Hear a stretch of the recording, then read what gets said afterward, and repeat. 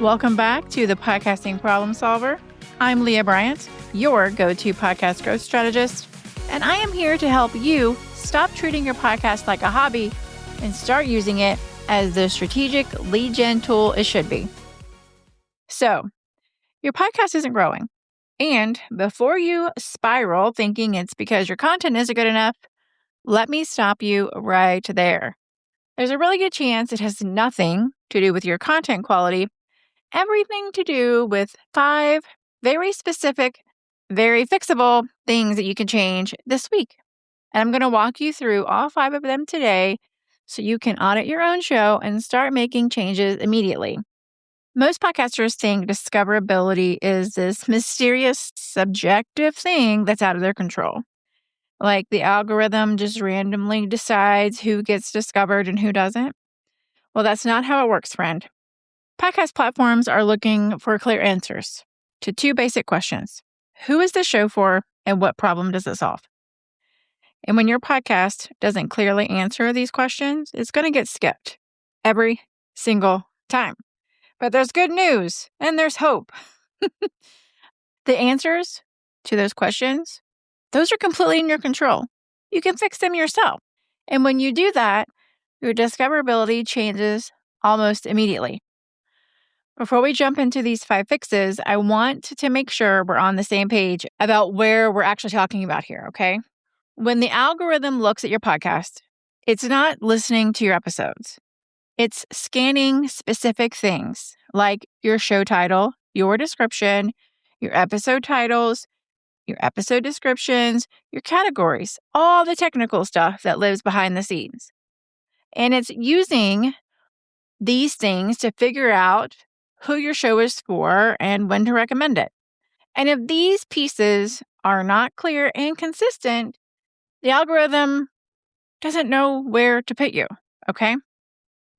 If they're vague or all over the place, then it's definitely going to move on, right? And this is where most podcasters kind of get stuck. They're creating incredible content, but that technical layer, the visibility layer, they haven't set it up strategically. So the platforms don't know how to categorize them, which means they don't know who to recommend them to, which means discovery just doesn't happen. The content is there, the value is there, your expertise is there, but the setup, that's the part that's missing. So we want to fix it, okay? The first thing the algorithm looks for is your show title. Yes, the name of your podcast, friend. And this one is non-negotiable because it's the first thing both the platform, aka the robots, and the humans, the listeners, see, okay? Your show title needs to do 2 things. Tell the people who the show is for. 2, tell people what the outcome or topic they can expect. If it doesn't do those 2 things, please think about going back and adjusting it, okay? Let me give you an example. Let's say you're a business coach who helps service providers scale their revenue. If your show is called something like The Empowerment Hour or Rise and Thrive, now those titles, yes, they are inspiring. I won't lie. I'm inspired, yes. But they don't tell anyone who the show is for or what the heck they're going to learn, okay? Now, compare that to something like Profitable Coaching Strategies with So-and-so or Scaling Service-Based Businesses. See, those titles are immediately telling you whether their show is relevant to them. See? And here's what happens behind the scenes. When someone searches how to scale a coaching business or revenue strategies for service providers, the algorithm is looking where? Yes, at your show title first. So if your title is including that language, you're in the running. If it doesn't, yep, you are invisible, friend. So here's your first audit question. Do you have your pen and paper? I'll wait. Just kidding. You can pause. Does your show title clearly communicate who's it for and what it covers? Okay. If someone saw your title with zero context, could they tell in 3 seconds whether your show is relevant to them? If the answer is no, that's the first fix you need to make. Do not go past go. Do not collect $200. The second piece is your show description. And this is where you have a lot more room to work with. Yes. Your description should answer 3 questions. Who is the show for? What will they learn or gain? What can they expect from the format or topics? This isn't where you get poetic or I want you to be vague. No, we don't want 3 sentences and then peace out, Cub Scout, and you're out. This is where you are going to get specific. And this is where I want you to not be afraid to write a lot, okay? Because a weak description may look like, join us for inspiring conversations about growth, mindset, and living your best life. It's not horrible, but come on. We have to have something more, okay? And a strong description looks like mine. Go look at mine. I'm not going to read it because I won't bore you. Not that it's boring, it's just longer, and I don't want to take the time to do that. Just go look at mine. It's grabbing your attention, it's telling you what to expect, it's telling you about me. I've got some questions in there about what the show is about, all the things, and I've got a call to action, okay? And then you can see the difference. The second one is telling the algorithm exactly, and by the second one, I'm talking about mine, exactly who to show the podcast to. It's giving the algorithm searchable language like podcast growth strategies or podcast SEO or how to monetize a podcast. All of those terms people are actively searching for. And yes, your podcast description can be longer than a couple of sentences. You've got this space to be thorough, so I want you to use it. All right, audit question number 2. Does your description include the specific language that your ideal listener would use when searching for help? So I want you to pull up your show description right now and read it like you're seeing it for the first time. Better yet, grab a friend who does or doesn't know that you have a podcast and ask them to read it. And ask them, does it clearly tell you who the show serves and what problem it solves? Or does it sound like it could be for anyone interested in quote unquote success or growth? Because if it's too broad, then I want you to rewrite it this week. Yes, this week. Nope, not past go. This week. Get specific. And listen, if you're going through these and you're realizing your podcast has gaps in multiple areas, then you know what?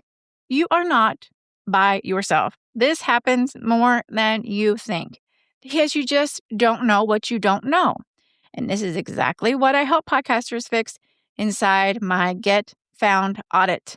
We go through your entire discoverability setup, your show title, your show description, your episode structures, your categories, all of it. And I build out a clear roadmap to get your podcast in front of people who are already searching for what you teach. You can grab yours at leahbryant.com/getfound. And if you use the code podcast, you'll get a little special thank you for being a listener. And by a little special thank you, I mean a little discount. But whether you work with me or tackle this yourself, what matters is that you make these changes. All right, so let's keep going. The third thing is your episode titles. And this one, my friend, is huge because your episode titles are the primary way the algorithm figures out what each individual episode is about. Here's what a lot of podcasters do. They write episode titles that sound interesting or clever to them, like The Power of Showing Up, or Mindset Shifts That Change Everything, or What I Learned This Week. And sure, those might work as internal labels for you to remember what you talked about, but they are completely invisible in search for the robots, okay? Because when someone goes to Apple Podcast or Spotify, or heck, even in Google, and searches how to price group coaching programs, the algorithm isn't scanning episode titles for that exact language, right? If your episode covers that topic, but your title says something like finding your value, you're not going to show up. Your episode title should include the actual phrases your ideal listener would search for. So instead of finding your value, your title could be how to price group coaching programs without undercharging. Instead of the power of showing up, you'd say how to stay consistent when motivation drops. Instead of what I learned this week, you'd say 3 email marketing mistakes I fixed that doubled my open rates. See how those second versions are searchable? That's what the algorithm needs. All right. Audit question 3. Do your episode titles include specific, searchable language, or are they vague and inspirational? So go look at your last 5 episode titles, and if someone searched for the exact topic you covered, would your episode title match their search terms? If the answer is no, that's a visibility gap, friend, and you can fix it. And it doesn't necessarily have to match. It just needs to have the phrase in it, okay? Now, the 4th piece is your episode descriptions. And this is where I see podcasters either write their novels or write something that sounds nice but doesn't really tell anyone what in the world the episode is about. Your episode description just should do the same thing your show description does, just on a smaller scale, please. It should tell someone what the specific episode covers, who it's for, and what they'll walk away knowing or being able to do, okay? So a weak episode description that I see 99.9% of the time, it starts off with, in this episode, we'll talk about XYZ. Oh gosh. No, please stop. And I say that lovingly. Please know that. And I laugh, and I'm trying to be funny, and trying is a key word. I hope that you're laughing and all the things. I'm not trying to make anyone feel bad. I honestly care, and I want this to come across as I want to help you. So please know that. I just see this happen a lot. And it's because you don't know any better, right? What you don't know, you don't know. But what I want you to know is that when you write your episode descriptions, I am going to share my super secret, stellar. Do you have your notes? Are you listening? Come back to me. I'm going to share this with you that I only share with people who book a strategy audit with me. All right. I'll share it with you. In your episode descriptions, when you write those, make sure the first 2 to 3 lines of the description itself is calling out the listener problem, or you're naming the outcome or relief that they want.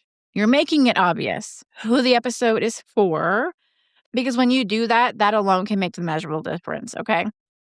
Because a strong description, it gives the algorithm a dozen different terms to connect with the searches, okay? Because you also want it to be SEO optimized. You want it to write it for the humans first, and then go back and pop in your SEO keywords. Yes, because that's important. And then all of that together will tell a potential listener and the robots exactly what value they're going to get, okay? And that's number 4. Do your episode descriptions clearly explain what's covered and who it's for. Because if your descriptions are one sentence or super generic, I want you to rewrite them and give the robots something to work with. All right. The 5th thing is consistency. And this is the one that most podcasters don't really realize is affecting their discoverability. So the algorithm, aka those lovely robots, is looking for patterns. They're kind of like me. Across your entire catalog, sorry. They're trying to figure out, what is this show consistently about? Who does this show consistently serve? So if every episode feels like it's for a different audience, or you're covering completely different topics and there's no through line, well, then the robots are going to get confused. And when it's confused, it stops recommending your show. So let me give you an example. If you're a business coach and one week you publish an episode about morning routines, And then the next week, you do an interview with a fitness expert about gut health. And the week after that, you talk about Pinterest strategies. Well, those might all be interesting topics, but to the algorithm, your show looks inconsistent. It doesn't know who to recommend you to because it can't clearly identify the audience. So compare that to a show where every episode is clearly about scaling service-based businesses. The topic might vary, like pricing or client acquisition, systems, or marketing, but they all serve the same audience, right? And solve problems within the same domain. So that consistency tells the algorithm this show is for service-based business owners who want to scale. And now the algorithm knows exactly when to recommend you. And this is number 5. Is there a clear through line across your episodes, or does your catalog feel scattered?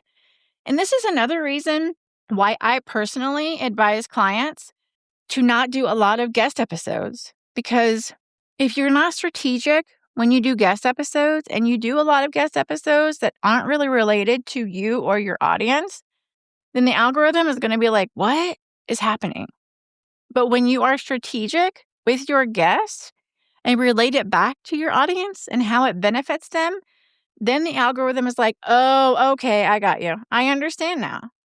Right? So like when I have a guest on, if you're listening and you want to be a guest, I ask you, how does your topic relate to my audience? I even ask it in my form. How does your topic relate to podcasting? So anytime I have a guest on, if you go back and look, I had Jordana on, and I will link these down below. So I had Jordana on, and we talked about fitness and how it related back into podcasting and entrepreneurship. I had Kirsty on, and we talked about like time management and podcasting. And I have a lot of other really awesome podcasters that are coming on to talk about. I'm going to have Daryl on in a few weeks about AI and podcasting and marketing. And I'm going to have Brittany back, and we're going to talk about energetics, about podcasting and SEO and all the fun things. And I'm going to have Brianna on, and we're going to talk about email marketing and podcasting. And it's just like lots of fun things, but you can see what I'm doing, right? Like their topics are related back to podcasting and entrepreneurship and you. So there's a through line, okay? Now that I had that little tangent, sorry. Look at your last 10 to 15 episodes. If someone listened to all of them, would they be able to tell who your show is consistently for? If the answer is unclear, you might need to tighten your focus going forward. So I worked with a health and fitness coach last year who had this exact issue. Her podcast was really great. Her teaching was clear, her energy was great, and her clients loved her content. But her show wasn't growing because she was stuck at roughly the same listeners every month. And when I dug into her show, the visibility gap was immediately obvious to me. Her show title was generic, which it was generic in the way that it didn't tell anyone who it was for. Her description talked about health, wellness, and living your best life, right? Which could mean anything. And her episode titles were inspirational, but vague. They were like, start where you are and progress over perfection, which isn't bad. I'm not trying to be flip about this. And across her catalog, the topics bounced around all over the place, right? Like one week she talked about strength training, the next week was mindfulness, the next was nutrition for busy moms, and it was all valuable, but there was no clear pattern about who the show consistently served. And when we restructured her discoverability strategy around these 5 pieces, new show title that clearly stated her audience, updated her description with specific outcomes, searchable language, episode titles that matched what her ideal listeners were searching for, and a tighter editorial focus, right? Going forward, so her catalog felt consistent. You know what happened? Yes. Within 60 days, her downloads increased by 47%. Everything was the same. What was different was that visibility strategy, okay? And that is the power of fixing these things. And this, my friend, is exactly what the attraction phase of the Seamless Podcast Framework is about. You can have an incredible strategy and flawless execution, but if people cannot find your show, none of that is going to matter. Attraction is about building discoverability into your podcast from the ground up. It's about making sure the platforms know who your show is for so they can connect you with the listeners who are already searching for what you teach. And when your attraction is dialed in, everything gets easier. Your content reaches more people, your downloads grow organically, your podcast actually starts converting listeners into leads because the right people are finding you, these 5 fixes are the foundation of that attraction strategy. If you're listening to this and realizing your podcast has gaps in multiple areas, or you're just not sure where to start, that's exactly what a Get Found audit is designed to help you fix. We go through your entire discoverability setup, identify where things are unclear or missing, and build a roadmap to get your podcast visible to the people who need to hear it. No guessing, just strategic clarity that moves the needle. You can book yours at leahbryant.com/getfound. And remember to use the code podcast for that special listener thank you. And here's what I want you to do this week. Go through those 5 fixes, pull up your podcast, look at your show title, your show description, your episode titles, your episode descriptions, and the consistency across your catalog. Ask yourself the audit questions I gave you, and if you find gaps, fix them. You don't need anybody's permission. You don't need to overthink it. Just make those changes. Because your content is probably already awesome enough to grow your show. You just need to help the platforms find you. Fix these things and watch what happens. If this was helpful, make sure you're subscribed so you don't miss the next episode. And if you want to share this with another podcaster who's struggling with growth, please do so. The more podcasters who understand how discoverability really works, the better. All right, keep your podcast purposeful, keep it visible, and keep your growth seamless, and I'll see you next time.